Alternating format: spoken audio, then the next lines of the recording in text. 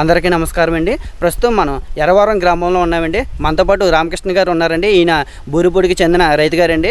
ఈయన ప్రస్తుతం ఇక్కడ ఎర్రవరం గ్రామంలో ఒక 30 సెంట్లలో దొండపాదు అనేది వేయడం జరిగిందండి. అలాగే ఒక 30 సెంట్లలో వరి పంట అనేది పండించడం జరుగుతుంది. ఇవి ప్రకృతి వ్యవసాయ పద్ధతుల్లోనే పండిస్తున్నారండి. ప్రకృతి వ్యవసాయం చేయడానికి గల కారణం ఏంటన్నది ఆయన మాట్లాడి తెలుసుకుందామండి.